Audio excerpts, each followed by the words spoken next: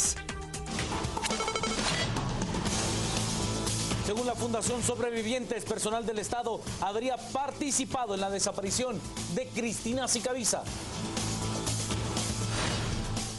Ejecutivo decide suplantar entrega de fertilizantes por bolsas de comida debido a sequía que se aproxima. Según el Ministerio de Finanzas, la forma más efectiva de ampliar el presupuesto al Tribunal Supremo Electoral es a través de bonos del Tesoro.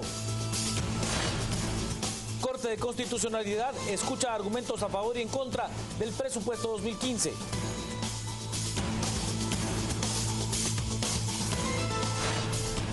Estados Unidos y Turquía entrenarán a rebeldes sirios para que combatan al llamado Estado Islámico. Salud Siempre, el único seguro que cuida de tu familia en todo momento, desde 400 quetzales mensuales, presentó los titulares. Comencemos con las noticias más importantes del día. Según la Fundación Sobrevivientes, por medio de su directora Norma Cruz, agentes del Estado de Guatemala habrían participado en la desaparición de Cristina Sicavisa. Las noticias nacionales son presentadas por Azúcar de Guatemala.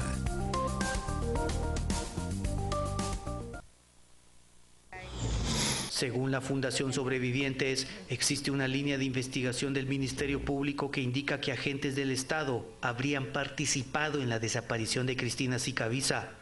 La información estaría en un documento de la Policía Nacional Civil con fecha 14 de julio del 2011.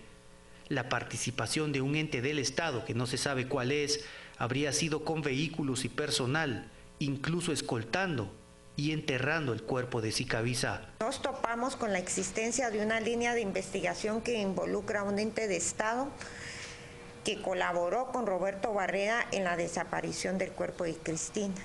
Este es el tema, realmente el caso no fuera tan complicado si no hubiera entrado a jugar un papel un ente del Estado. O sea, el gran drama de este caso no es que Roberto mató a Cristina, que la desaparece, sino que quienes colaboraron con él para desaparecer el cuerpo de Cristina, ya que estas personas tenían vigilancia previa al asesinato de Cristina, la estaban vigilando, le tenían seguimiento y tenemos información que dieron el apoyo y el respaldo a Roberto Barreda para la desaparición del cuerpo. Norma Cruz pide al Ministerio Público que siga con esta línea de investigación, ya que al encontrar a los responsables, el cuerpo de Cristina aparecerá. Estamos pidiendo y exigiendo que el MP siga esta línea de investigación que quedó olvidada, que quedó traspapelada, que quedó escondida y que sin lugar a dudas nos puede llevar a determinar dónde está el cuerpo de Cristina. Ya se cumplieron 43 meses desde que Cristina Sicavisa desapareció.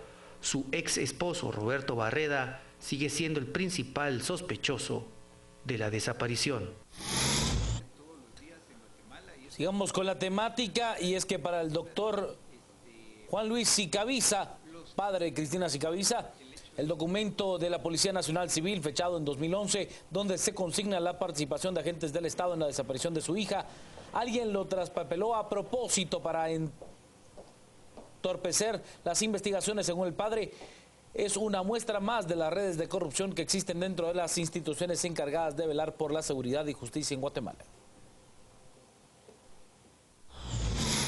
Los que deben investigar el hecho delictivo no son eficientes en su mayoría.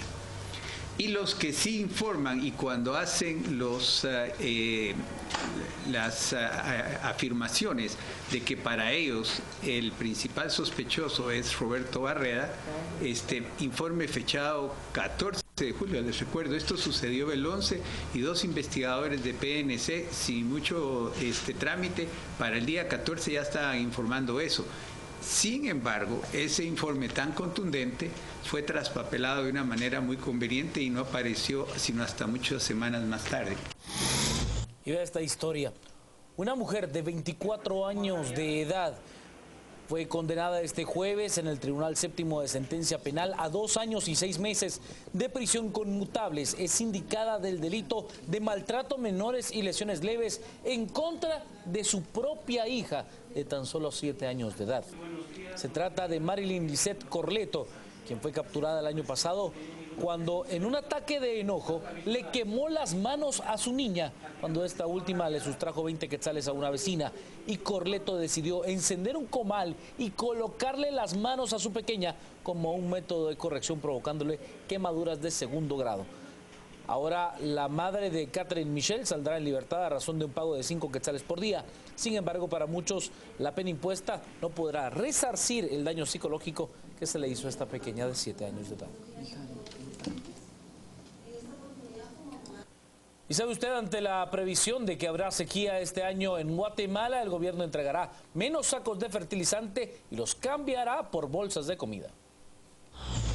El Ejecutivo anuncia que la entrega de fertilizantes será redistribuida debido a que en un informe de la NASA se afirma que la sequía golpeará fuerte a Guatemala y por ello el gobierno prefiere comprar alimentos. Entonces vamos a hacer en las áreas que la interpretación de estos mapas de NASA nos dicen que no va a llover, vamos a entregar alimentos en lugar de fertilizantes. Y en los lugares donde esta interpretación de los mapas de NASA dice que va a llover de manera irregular, sí vamos a entregar fertilizante, específicamente en el granero de Guatemala, que es el sur de Petén, donde sí va a llover, ahí sí vamos a entregar fertilizante, y en los restantes departamentos que no están dentro del corredor seco, sí se van a entregar fertilizantes, que ya no van a ser la cantidad que se ha entregado anteriormente, sino que vamos a reducir a 1.100 sacos, porque esta gente, si no le entregamos alimentos, no va a tener que comer.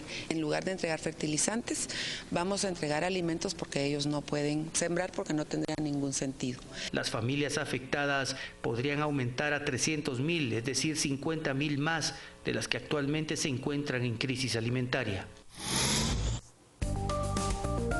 Las noticias nacionales fueron presentadas por Azúcar de Guatemala. 8:45.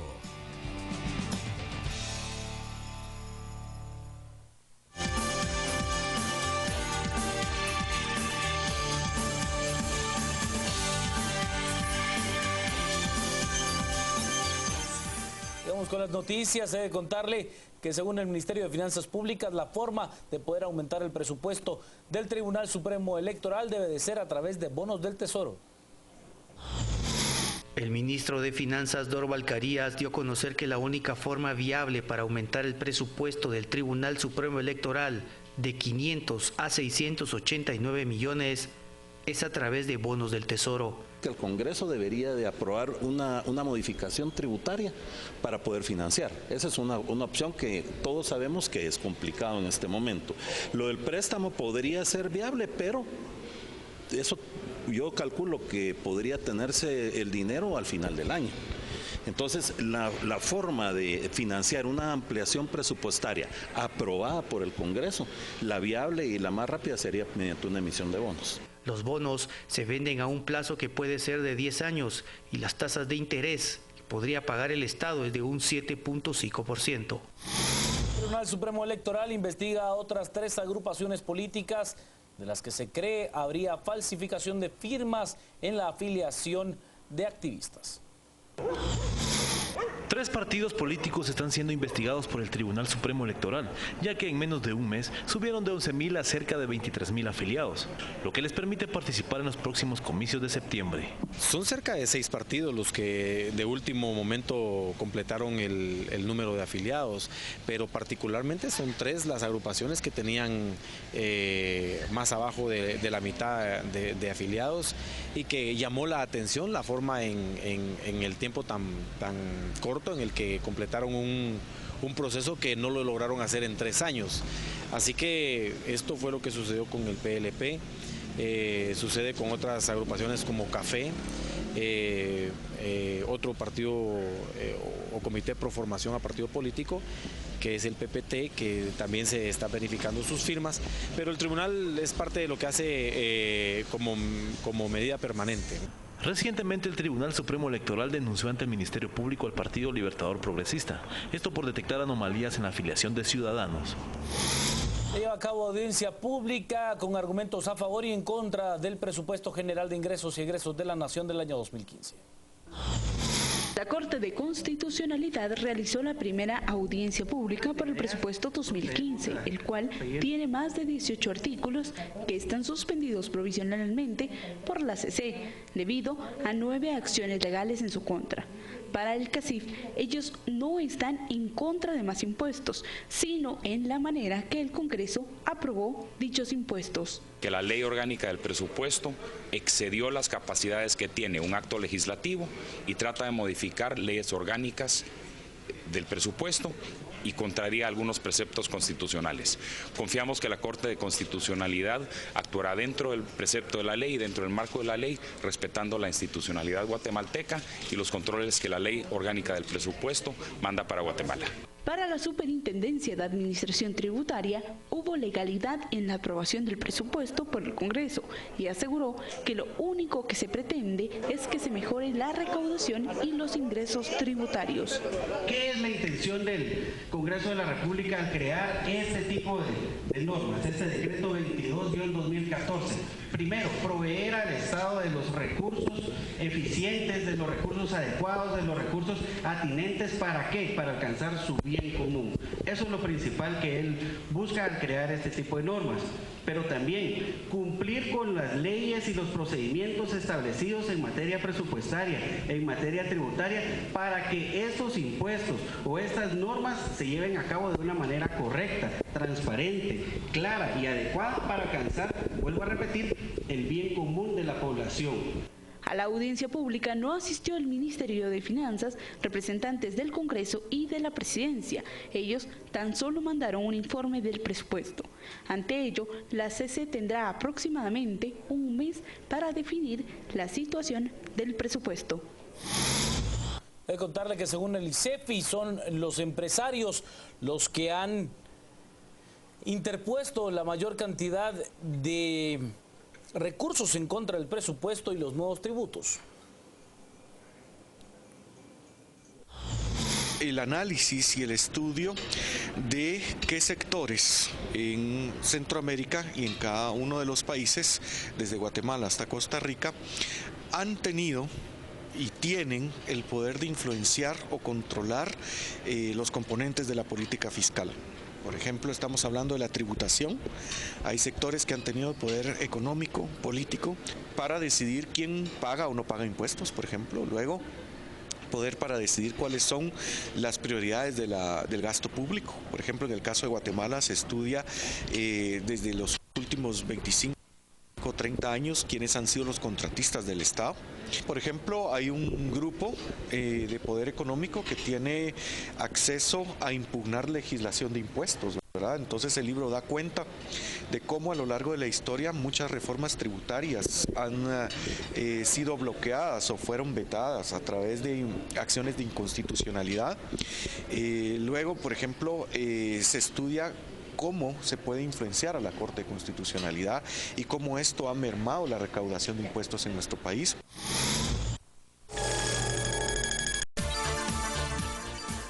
Bienvenidos a este segmento de entrevistas de A las 8:45, el día jueves. Soy Quique Godoy con Claudia Méndez Arriaza. ¿Cómo está, Claudia?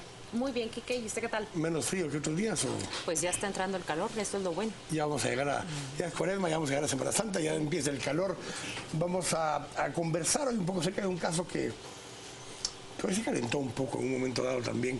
Y vamos a hablar acerca del caso Sicavisa. Vamos a conversar con Oscar Schall, que es de la Fiscalía Especial contra la Impunidad, Neri Batena, abogado de la Fundación Sobrevivientes, y Héctor Canastú, quien es fiscal especial para el caso Sicavisa. Vamos a conversar con ellos acerca de este caso y para iniciar con la conversación dejo a Claudia. Pero yo creo que para iniciar con la información los vamos a dejar a ellos completamente dueños del micrófono para que nos expliquen qué es ese anuncio, qué significa el anuncio que ha dado el Ministerio Público hoy. Para quienes se están enterando en este momento o ya lo escucharon durante la tarde, se localiza un informe de policía fechado 14 de julio de 2011. Han transcurrido apenas 4 días desde Cristina Sicavisa desapareció. Y este informe indica, sin precisión, o al menos no la tenemos hasta este momento, que agentes del Estado participaron concretamente en la desaparición del cuerpo de Cristina Sicavisa. ¿Nos pueden explicar qué significa este anuncio? Muy buenas noches. Gracias por la invitación nuevamente. Creo que nosotros como Ministerio Público y una de las preocupaciones de la fiscal general Telma Aldana es precisamente que en casos emblemáticos y en todos los casos que manejamos nosotros como fiscales en el Ministerio Público podamos trabajar con efectividad y con objetividad los casos para obtención de buenos resultados para la población, y es el caso precisamente del apoyo que estamos brindando fiscales de FESI a la Fiscalía Especial del caso Sicavisa, como es el licenciado Canastuj. Efectivamente, nosotros tenemos más o menos 6 meses de haber empezado con el apoyo con el licenciado Canastuj, y hace 6 meses iniciamos nosotros con el análisis, con la verificación de las investigaciones que se habían realizado. En su momento, pues los primeros hallazgos de estos análisis y esta investigación resulta ser de que Cristina Sicavisa desaparece el 6 de julio. Para el 7 de julio ya Juan Luis Sicavisa interpone la denuncia en la OAP del Ministerio Público. Esta es remitida a la Fiscalía de Santa Catarina, y pues entonces hay un lapso de tiempo entre que la denuncia es remitida de la OAP hasta Santa Catarina, en donde se dejaron, pues en su momento consideramos nosotros, se dejaron de hacer investigaciones que realmente eran vitales para el momento en el que se estaba investigando el caso, y que también pues algunas líneas de investigación que tendrían que haberse planteado en ese momento pues no se plantearon. Posteriormente pues es ubicada la denuncia, inicia el tema ya como tal, como el caso Sicavisa. Pasa a investigación a una fiscalía, en donde pues entonces se empieza a tramitar una serie de investigaciones, se empieza a dar el seguimiento a líneas de investigación, se crean hipótesis de investigación, y eso fortalece realmente el caso en su momento. Nosotros hasta el día de hoy, con el apoyo que nosotros le hemos dado al licenciado Canastuj, pues estamos nosotros convencidos realmente de que el material probatorio que nosotros contamos dentro del expediente pues es suficiente para que nosotros podamos probar en su momento la acusación vertida en contra de Roberto Barrera y las otras personas que se encuentran ligadas a procesos. Creo que dentro del análisis y las investigaciones que nosotros hemos realizado, y como se los planteo, la preocupación de la fiscal es precisamente esa, que nosotros como fiscales trabajemos objetivamente, trabajemos en base a hechos, que esos hechos se puedan comprobar y que las investigaciones se fortalezcan en base a nuestro trabajo como fiscales. Hasta el momento nosotros tenemos pues algunas líneas de investigación que nosotros encontramos dentro del expediente, pero esas líneas de investigación no necesariamente contemplan funcionarios o exfuncionarios del Estado. Es decir, que la información que se recibe esta tarde, en la cual se indica que aparentemente funcionarios de Estado participaron en la desaparición del cuerpo, ¿es falsa? No necesariamente. O sea, nosotros, como le digo, como Ministerio Público, para hacer un planteamiento, que aclaro, los planteamientos que se vertieron el día de hoy no son por parte del Ministerio Público, sino que fue por parte de Fundación. Creo que como nosotros como Ministerio Público es muy delicado como fiscales venir y nosotros hacer una aseveración en determinado momento. Yo creo que en este o en cualquier otro caso que nosotros tengamos, ya sea que se maneje públicamente o que no se maneje públicamente el caso, como fiscales hacer una aseveración de una investigación que nosotros estuviéramos realizando, donde no tenemos nosotros esa prueba específica que nos pueda permitir a nosotros decir sí, vamos a ligar a proceso a determinada persona o a determinado funcionario. Creo que sería muy aventurado por parte del Ministerio Público poder hacer esas aseveraciones en el momento en que uno hace su análisis como fiscal. Pero entonces quien hace la aseveración es Fundación Sobrevivientes. ¿En base a qué o por qué hace esa aseveración Fundación Sobrevivientes? Es necesario aclarar que la Fundación está en este proceso penal buscando colaborar en 2 sentidos. El primero es en el proceso penal en sí, en la situación procesal de las personas que han sido llevadas a ser acusadas en el caso. Creo que hasta el momento se ha cumplido con esa colaboración, porque bien sabemos que Roberto Barrera está en prisión está esperando que pueda enfrentar un debate oral y público y sabemos que podemos lograr, como lo decía el representante del Ministerio Público, una sentencia condenatoria. Asimismo, hemos visto cómo la señora Beatriz Ofelia Reyes, el señor Javier Mendizábal, Oscar Celada, también están en etapas importantes del proceso, esperando a que se celebre un debate oral y público. Es decir, que en esa parte creo que hemos logrado el objetivo, que al final es que se haga justicia en ese caso. Sin embargo, también otro punto esencial que nosotros tenemos es hacer que la familia pueda tener también la satisfacción de poder saber dónde está Cristina Sicavisa. Respóndanos esa pregunta, alguien en la mesa. ¿Se le ha buscado, se han explorado y se le ha buscado incluso en nichos? Han existido decenas, si no centenas de allanamientos. Fiscal Canastú, ¿en dónde está Cristina Sicavisa? ¿Es posible que se haya desaparecido de la faz de la tierra? Gracias, buenas noches. Tengo que hacer un pequeño antecedente. Mediante acuerdo ministerial, la antigua administración crea una agencia especial, la cual se dedica en forma exclusiva a la investigación de este caso tan emblemático. Como una de las primeras instancias se realiza varias líneas de investigación que habían quedado pendientes dentro de la Fiscalía contra el Crimen Organizado debido al traslado del expediente. Una de las prioridades que siempre tuvo la Fiscalía Especial era encontrar a Cristina. Dentro del expediente al momento del traslado, varias líneas tenían que ser descartadas o confirmadas, y es de ahí donde surge la necesidad de realizar varios allanamientos, registros e inspecciones.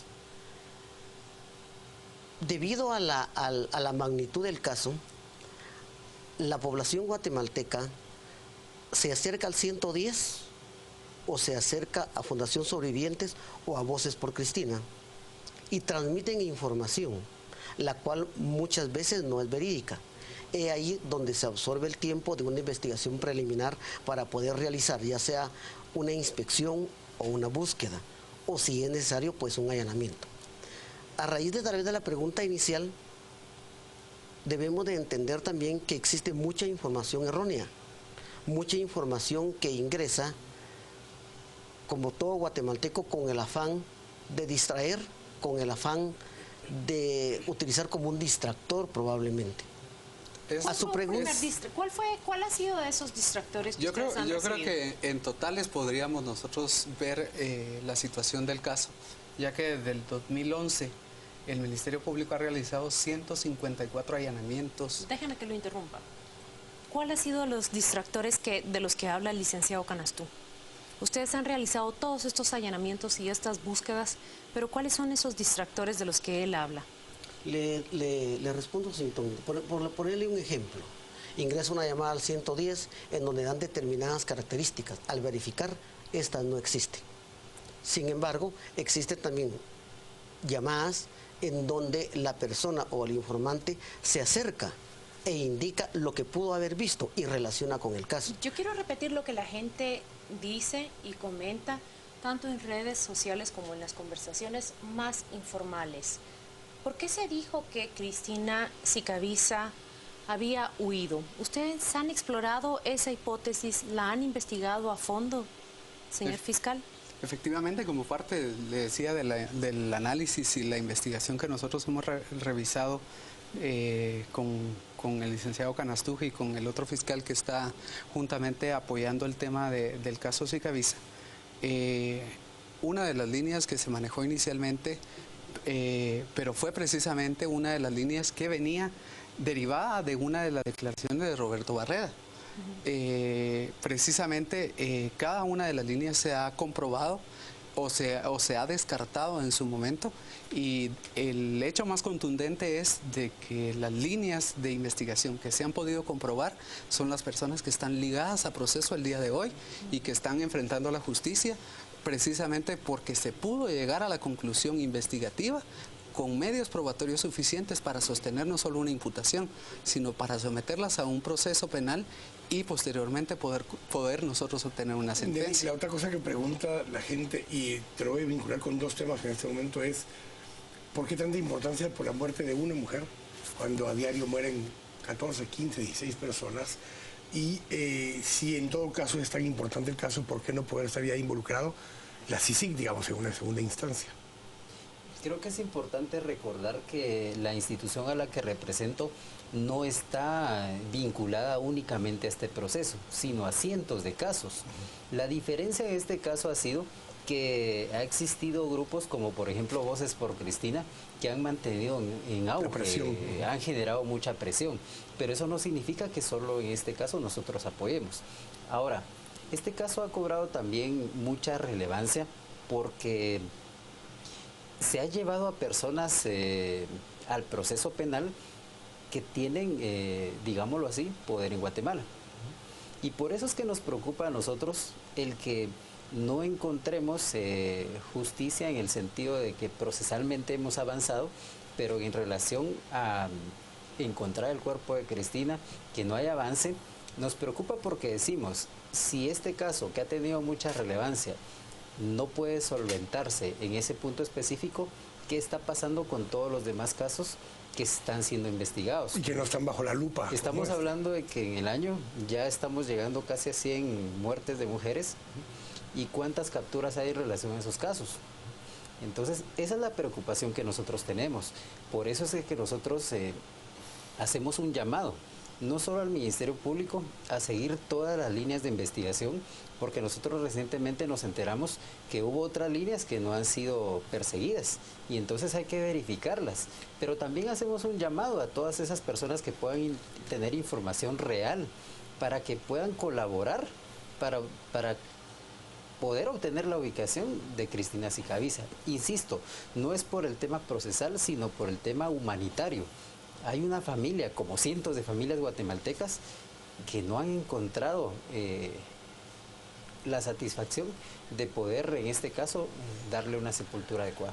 Yo creo que ahí en el tema de del trabajo que ha hecho la Fiscalía Especial, creo que sí es importante recalcar los 154 allanamientos, 35 inspecciones a nichos, 427 inspecciones a terrenos, 68 exámenes con el INASIF y muchas más diligencias en las que precisamente lo que se está buscando es la averiguación de la verdad para la obtención de justicia.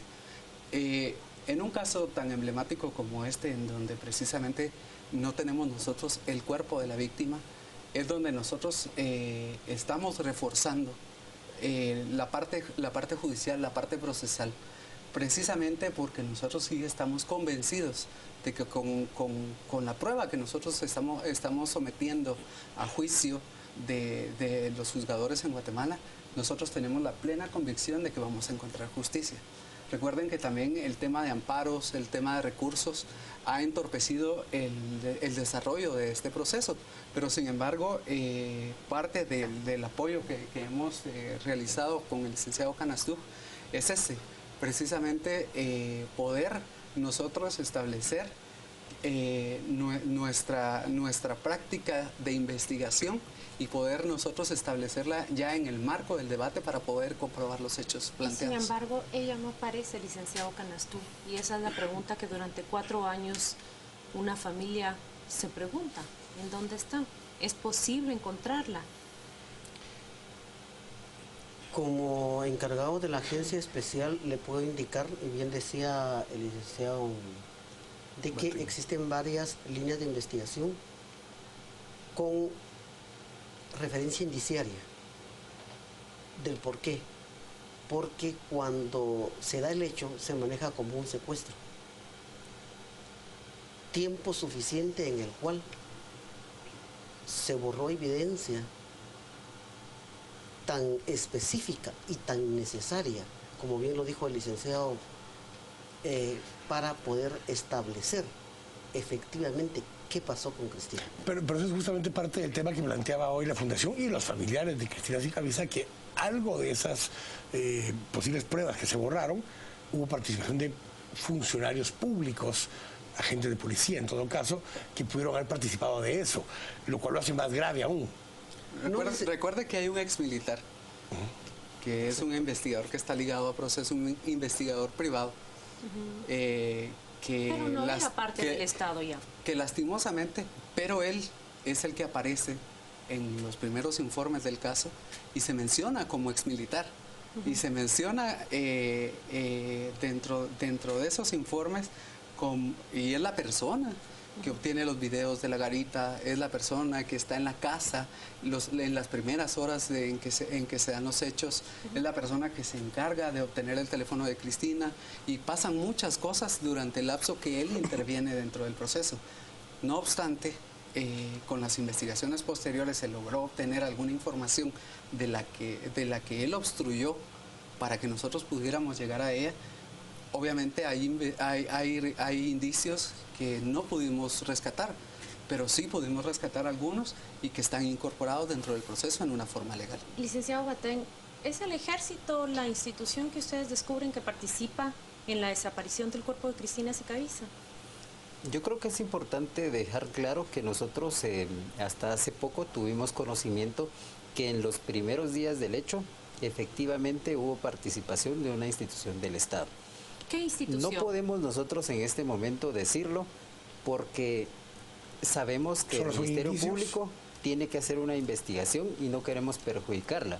Tampoco estamos diciendo en este momento realicen capturas en relación a ellos, porque existen indicios. Lo que pedimos es que se investigue esta línea de investigación para determinar si hay personas responsables ya con certeza y en su caso para poder ubicar el cuerpo de Cristina Sicavisa. Regreso, Oscar, por una pregunta también que nos hacen en Twitter.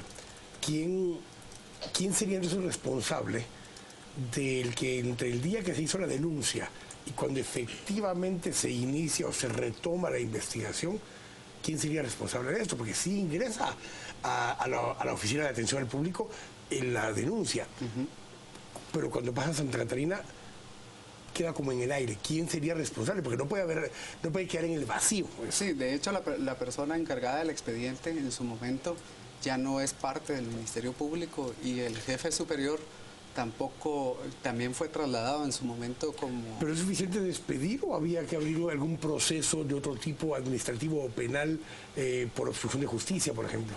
Bueno, yo le puedo hablar con el tema fiscal y con el tema de investigación y el tema de análisis que nosotros hemos estado realizando. Creo que eso fue en su momento con la administración que estaba en ese entonces, hicieron lo que le consideraron hacer, porque se hizo la movilización y entonces nosotros llegamos al punto de estos 6 meses en que precisamente de ese análisis y de la preocupación de la señora fiscal de que no solo en este caso, sino que en muchos casos más en donde, como decían ustedes, no son públicos y son las víctimas que a diario nosotros vemos, la preocupación de la señora fiscal es la averiguación de la verdad y la aplicación de justicia. Licenciado Batún, ¿van a encontrarla? Considero de que existe bastante probabilidad con los indicios que se ha ido rescatando.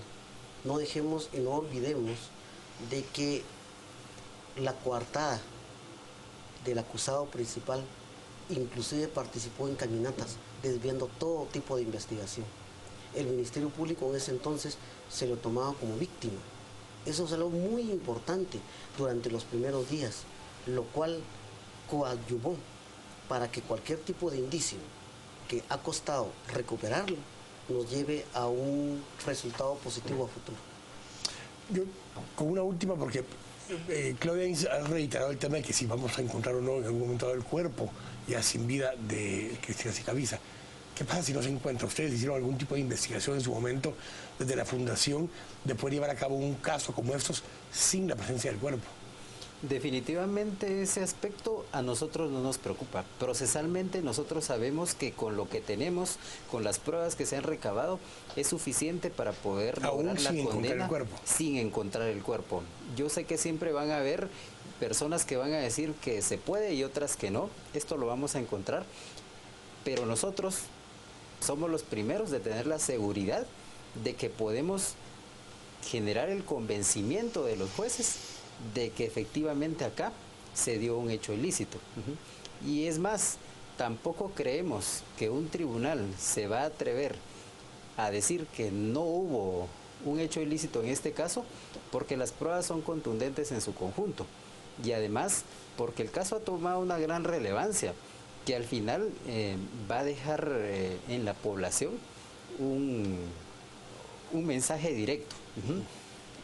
Hemos escuchado yo me basaría muchas... más en las pruebas, más que en el convencimiento. Bueno, pero las pruebas sirven para convencer. Pero el convencimiento alrededor del tribunal, porque nosotros hablamos del debate, hablamos del proceso, hablamos del juicio.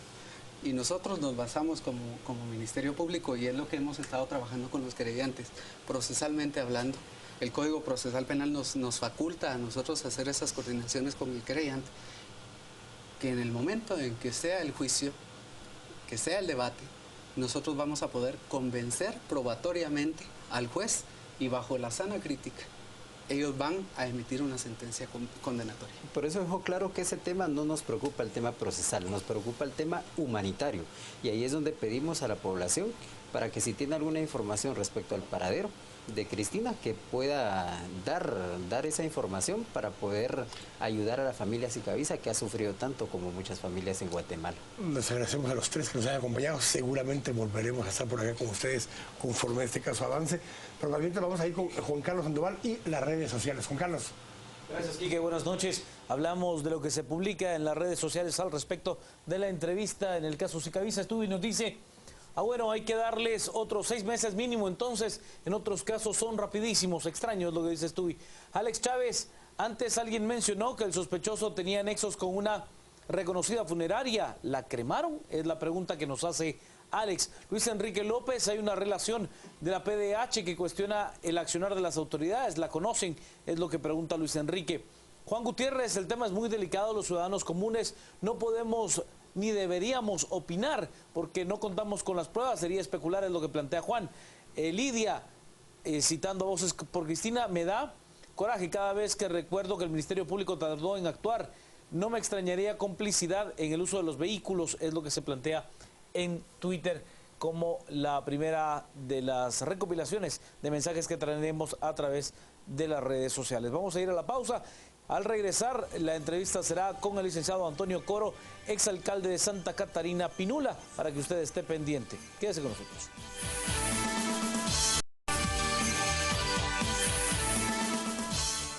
Miren si no es difícil esta presentación. Yo le voy a decir por qué resulta particularmente difícil presentar a Antonio Coro. Porque durante 15 años lo presentamos y lo identificamos como el alcalde de Santa Catarina Pinula, casi que un alcalde perpetuo. Y ahora simplemente hay que decir el exalcalde de Santa Catarina Pinula. 15 años y 2 semanas después de asumir como el jefe edil de ese municipio vecino, el deja la vara edilicia, se la traslada al vicealcalde y sale. ¿Hacia dónde salta? Aparentemente hacia la nada, pero él tiene planes de aquí hasta el 2020, tengo entendido. O es la alcaldía de Guatemala o es la primera, convertirse en el primer concejal, o bien prepararse para una carrera presidencial en el 2020. ¿Es así? Correcto, pues la verdad es que fue un trabajo bien interesante, 15 años con 15 días, le decía a Quique, en Santa Catarina Pinula. Salgo contento, salgo satisfecho por la labor realizada durante esos años. Salgo muy agradecido con el pueblo de Santa Catarina, agradecido con mis compañeros del consejo, mis compañeros de trabajo de la municipalidad, los directores, todo un equipo, porque al final el trabajo se llevó a cabo como equipo más que digamos un trabajo individual. Yo creo que nos ayudó mucho la experiencia de 13 años de trabajo en la municipalidad de la ciudad de Guatemala antes de Santa Catarina, y lo que hicimos fue un modelo de administración con énfasis en la participación ciudadana, presupuesto participativo y auditoría social. Y efectivamente pues salimos, como le decía, satisfecho, pensando en que ya es necesario estructurar una propuesta política para el país, y surge precisamente con compañeros de la maestría de la Escuela de Gobierno y con compañeros alcaldes y exalcaldes surge la inquietud de estructurar un movimiento municipalista. A lo mejor la gente no lo sabe, pero esos 13 años de los que él habla, su experiencia en la Municipalidad de Guatemala, él entró allí como un contador y mientras laboraba, estudia la carrera de abogado y notario en la Universidad San Carlos, se graduó y luego salta hacia otras líneas políticas. ¿Qué le quiere preguntar usted? No, justamente, a ver, dos cosas de lo que estabas diciendo ahora. La primera es que justamente haces énfasis a la participación ciudadana y a la auditoría social y renuncias justamente ante el Consejo Municipal de Desarrollo, ante el COMUDE, que es una estructura que desde el 2012 viene consolidando poco a poco, donde participan líderes comunitarios, y buena parte de tu fortaleza ha sido justamente en Santa Catarina Pinula el trabajo con esos líderes comunitarios, y es ante ellos que renuncias ese 31 de enero. Efectivamente, así es. Tuve la oportunidad de participar en la reunión del COMUDE de enero de este año. Fue una reunión muy linda, bien interesante, porque recibí muestras de muchísimo afecto y de cariño de parte de todos los líderes comunitarios, alcaldes auxiliares y demás. Obviamente estamos en un proceso de decirle muchísimas gracias al pueblo de Santa Catarina. No quisimos utilizar recursos para publicar la renuncia de Tono Coro, ni mucho menos, no lo creímos prudente, sería faltar el respeto a la población, pero lo estamos haciendo paulatinamente. Sí estoy dando las gracias al municipio que me dio la oportunidad de darme a conocer con mi trabajo, y sobre todo dar a conocer un equipo que hoy se queda un equipo, creo yo, muy bien estructurado, ahí a cargo del licenciado Víctor Álvarez Sáez, que ha sido mi mano derecha durante todos estos años. De hecho, él también ya tenía 3 administraciones de trabajar en Santa Catarina. Entonces, digamos, a él le tocó siempre la parte técnica, como aquí que siempre le tocó la parte técnica en la Municipalidad de Guatemala, pues igual Víctor Álvarez Sáez, y creo yo que está preparadísimo para hacerle frente a las tareas municipales. No hablemos de la parte técnica y hablemos de la parte política. Muy bien. Aquí vamos a ver cómo responde la pregunta del millón. ¿Va a participar Roxana Valdetti como candidata a la alcaldía en Guatemala? ¿Sí? ¿No? ¿Participa usted como concejal primero de la vicepresidenta? ¿Sí o no? ¿Qué es el plan para Antonio Coro en el Partido Patriota? Pues fíjese que el plan en el Partido Patriota todavía no está definido, porque lo que usted está comentando, pues únicamente lo hemos escuchado en los medios de comunicación. Nunca has hablado con Roxana Valdetti acerca de esa posibilidad. A lo interno del partido no se ha podido, digamos... Su equipo de campaña lo ha reconocido. Hablo del equipo de campaña de ella. Correcto, sí, pero digamos, ya oficialmente, pues ella no lo ha manifestado, el comité ejecutivo tampoco. Recuérdese que estuvimos inhabilitados. Entonces yo creo que ese va a ser todo un proceso que seguramente... Es el escenario menos posible, dice usted. Pues yo no creo que sea el escenario menos posible ni el posible, simple y sencillamente creo que todavía sigue siendo como una especulación, y seguramente, pues si se va a consolidar, yo creo que no es el tiempo para consolidarse. Es una especulación. Todavía necesitamos, digamos, que el partido se reactive, necesitamos hacer asambleas municipales, departamentales y nacionales. Están en eso ahora. Y estamos precisamente en eso, en marzo estaremos en asambleas. Resumámoslo de esta manera, la posible participación de Roxana Valdetti como candidata a alcalde de la ciudad es pura especulación. De momento, ¿su participación como candidato a alcalde de la ciudad de Guatemala es especulación también? Pues seguramente que sí, porque no hemos tomado la decisión. A ver, pero Tono, justamente hablando de esas posibilidades, me llaman la atención 2 cosas que dijiste ahora. Una, que están platicando, conversando, dijiste, con algunos alcaldes y exalcaldes de la posibilidad de un movimiento municipalista. ¿Esto es dentro del Partido Patriota o fuera del Partido Patriota? No, esto es fuera del Partido Patriota. Digamos, este es un movimiento que viene desde hace algunos años y lo iniciamos con ahora diputado, el exalcalde Selvin. García. Con Selvin García. García de Pachalún. De Pachalún, con Edgar Axip, con el doctor Vinicio Penaos, actual diputado y ahora candidato a alcalde para San Francisco Petén. Y un grupo de alcaldes de aquella época que inclusive estuvimos dirigiendo la ANAM en ese entonces, pues desde ahí surge la inquietud de estructurar un movimiento municipalista, Kik. ¿Y cuál es la intención? La intención es de cambiar el modelo de gobernabilidad y de gobierno y presentar una propuesta al país que vaya encaminada precisamente en un proceso de descentralización del Estado. ¿Para qué? Para procurar el desarrollo económico local y que esto procure y promueva el desarrollo económico nacional. O sea, estamos claros que países de América Latina como Brasil, un poco Argentina, Chile, Colombia y México, por ejemplo, que han tenido un desarrollo económico importante, pero ha sido gracias a los procesos de descentralización y al fortalecimiento de la economía local. Pero justamente en eso, y voy a seguir en lo político para no... Muy bien. Quedó la tentación ahí de pasar algo a los temas técnicos de los que estabas hablando, pero mantengámonos en lo político.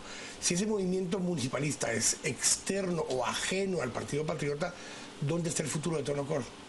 ¿En el Partido Patriota o fuera del Partido Patriota? Yo siento que el futuro está fuera del Partido Patriota de Tonocor. ¿Desde esta elección? No, en esta elección pues seguramente voy a estar apoyando y te cuento por qué el futuro de Tonocor está fuera del Partido Patriota. Yo estoy en el Partido Patriota porque Roxana Valdetti y Otto Pérez Molina me pidieron que apoyara y lo he hecho con mucha lealtad. O sea, no fue Alejandro Sinibaldi quien te pidió con mucho profesionalismo, efectivamente así es. Fue precisamente Otto y Roxana, y lo cual he venido cumpliendo fielmente y leal al proceso de gobierno del general Otto Pérez Molina y la licenciada Roxana Valdetti, y va a seguir mi lealtad hacia ellos hasta esta elección.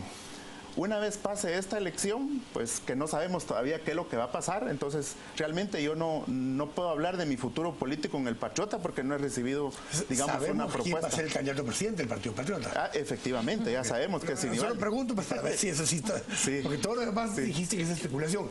Eso sí, sabemos que es Alejandro Sinibaldi el candidato del Partido Patriota. Efectivamente, sí, porque lo vimos en un evento público, en un lanzamiento.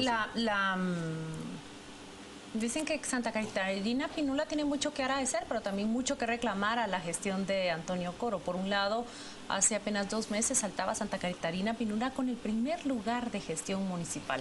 Se elaboran evaluaciones y entre todos los índices que le merecen esa calificación está la gestión municipal, la comunicación con el público, el ordenamiento de las finanzas. Pero uno de los grandes pendientes de Santa Catarina Pinula ahora es esa conexión con la ciudad. No hay hasta el momento una estación que lo pueda conectar, una línea de transporte público que lo conecte eficientemente con la ciudad. Usted fue alcalde durante 15 años de una de las zonas más exclusivas, pero también se le reclama que faltó el ordenamiento territorial. ¿Son pendientes, imposibles? ¿Cómo los califica usted? Yo creo que son más pendientes que imposibles. Y un plan de ordenamiento territorial en el departamento más importante del país se requiere de la participación de todos los alcaldes. Y el tema, digamos, del congestionamiento vial y la difícil posibilidad de salir de Santa Catarina, digamos, porque somos municipio dormitorio, lo que hace y lo que demanda es un nivel de coordinación entre un municipio y el otro. Pero digamos, yo puedo tener bien con... ¿Eso es imposible? Pues totalmente, porque nunca tuvimos coordinación con la Municipalidad de Guatemala, todo lo contrario. Digamos, más pareciera que la estrategia de la Ciudad de Guatemala es poner semáforos en rojo, parar el tráfico, como para decirle a los vecinos, no se vayan a vivir a Santa Catarina, no vayan a Villanueva, no vayan a Palencia, ustedes regresen a la Ciudad de Guatemala. Porque lo que pasa en Santa Catarina pasa también en Palencia, pasa en Roosevelt, en Misco y pasa en Villanueva. ¿Qué nos está diciendo? Los semáforos en rojo, escúchenlo bien, están puestos para desincentivarlos, ¿no? Efectivamente, así es. Yo creo que es una estrategia, la verdad, de colocar los policías y los semáforos de tal manera que en las mañanas, cuando todo el mundo viene a trabajar, se complica realmente venir. Pero ¿por qué en la tarde? Pero ¿por qué en la tarde no pasa lo mismo? Porque en la tarde somos nosotros los que recibimos y todo el mundo llega muy rápidamente a sus casas, pero en la mañana es el problema. Entonces, y no es solo en Santa Catarina. Sería cuestión también de que revisaran, y estratégicamente se da Puente Belice, se da en Roosevelt, se da en Misco y se da en Villanueva. Entonces es una estrategia. La verdad es que eso es. Tono, cuando planteas la alternativa y la estrategia de poder continuar tu carrera, en este momento pendiente de si podrías ir con Roxana Valdetti o no a la alcaldía de la Ciudad de Guatemala, la pregunta es natural porque si fueras a seguir como diputado, te hice esa pregunta en esa ocasión, el viernes 30, cuando se estaba venciendo los plazos, te preguntaba, bueno, al renunciar al Infom, en parte era porque se ejerce jurisdicción y podía impedirte ir de diputado, por ejemplo, si fuera esa una alternativa. ¿Es esa una alternativa en esta elección todavía? Pues... no es que quiere decir que lo quisieras, pero pregunto, ¿es una alternativa que tiene que quedar abierta?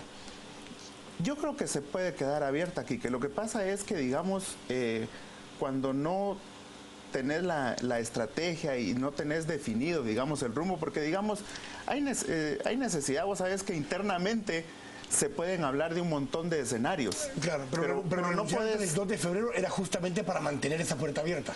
Bueno, definitivamente al Congreso no voy. Definitivamente al Congreso no voy. No sé si irá, ¿verdad? Tampoco sé si ella va a ir, pero al Congreso sí es seguro que no voy. Y renuncié, Quique, simple y sencillamente porque ya tengo mi primer participación fuera de Guatemala, ahorita en marzo, para capacitarme.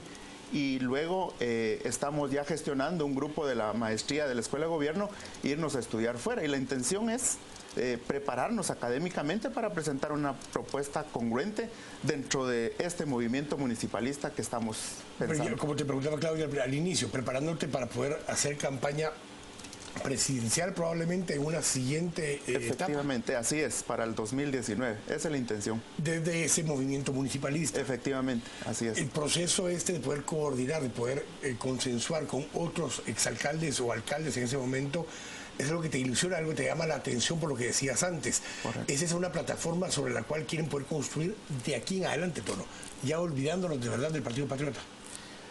Y esa es la intención, Kik. De hecho, pues mucho nos agradaría también que estuvieras tú ahí en el movimiento nuestro, porque sabemos de tu capacidad técnica, no solo en Guatemala, sino que en América Latina, uno de los mejores técnicos que tenemos en el municipalismo. Vamos a hablar de lo siguiente. La verdad es que eso es lo que nos mueve en este momento. Prácticamente es un anuncio de que su estadía en el Partido Patriota es momentánea, únicamente.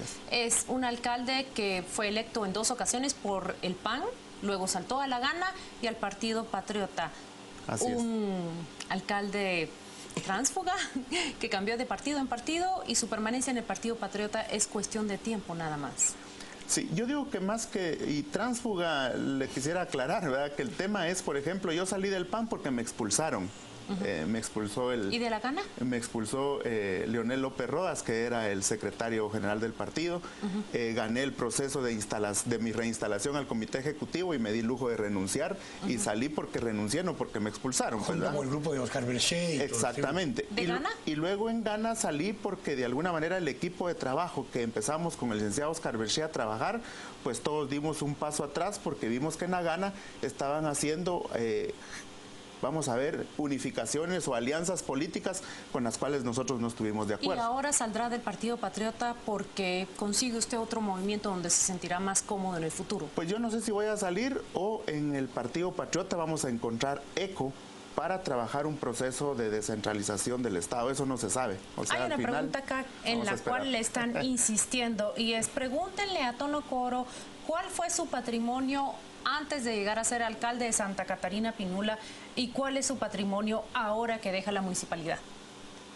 Pues eso está en la Contraloría de Cuentas, ahí está la aclaración prioridad. No, es público. Eso es público. Bueno, la vicepresidenta dice que no es público. No es público. Sí, pues para mí no hay ningún inconveniente en que lo puedan ver. Bueno, esta es una respuesta para ese tuitero que lo ha estado preguntando. No hay inconveniente en que lo puedan ver y está público en la Contraloría, que lo negaría su acceso prácticamente, pero no sé si su oficina estaría dispuesta a proporcionarlo a quien lo quiera revisar. Sí, con todo gusto lo podemos revisar, no hay ningún problema. No tenemos nada que ocultar. El proceso a ver, y la pregunta, regreso no al tema ya de diputados, solo para poder cerrar el tema. Y es que cuando se habla de esta oportunidad de poder ir a Ciudad de Guatemala, tienes que poder estar avecindado en el municipio de Guatemala con 6 meses de anticipación. Y a un alcalde lo hizo antes, Jocotenango, Tono Siliesar, cuando fue candidato alcalde de Antigua, siendo alcalde todavía de Jocotenango, corrió para alcalde de Antigua. En tu caso, renuncias por completo a todos estos espacios, pero tendrías que estar avecindado en el municipio de Guatemala antes del 13 de marzo, por ejemplo. ¿Hiciste ya ese proceso? ¿Para prepararte por esa posibilidad? Estamos evaluando la posibilidad de hacer ese proceso. No estoy avecindado todavía, pero estoy clarísimo que en marzo se nos vence, digamos, la fecha para hacer el proceso. 6 meses antes de la elección. De la elección, efectivamente, así es. Así es. Bueno, ahí lo dejamos. Nos dijo Toro que no va con el Patriota, por lo menos ya en el futuro, según sus impresiones, que no vaya de alcalde de Santa Catarina Pinula. Pero Juan Carlos Sandoval nos va a dar un poco de seguimiento con las redes sociales. Ahora sí que, Juan Carlos. Gracias, Quique. Revisamos Twitter, que es donde tenemos mensajes respecto a la entrevista con el licenciado Antonio Coro. Douglas López nos dice, lástima que muchas cosas buenas que ha realizado el señor Coro se arruinaron con su relación con los patriotas, es lo que nos dice Douglas. Y Edgar René Morales, el licenciado Tono Coro es el único que puede vencer a Arzú, es lo que nos dicen en Twitter. Nosotros vamos a ir a la pausa. Antes vamos a tener, por supuesto, la sección deportiva con Rosario Orellana. Al volver entramos ya a la discusión a través de las redes sociales. Esta noche hablamos acerca del tema de la afiliación falsa, tanto de la que se le incrimina por parte del Tribunal Supremo Electoral al partido PLP, como a otras 3 agrupaciones políticas. Afiliación falsa es nuestro hashtag de la noche. Los deportes y luego ya el debate. Los deportes son presentados por Burger King, cumpliendo 25 años con nuestro original sabor a la parrilla. Burger King, así lo quiero.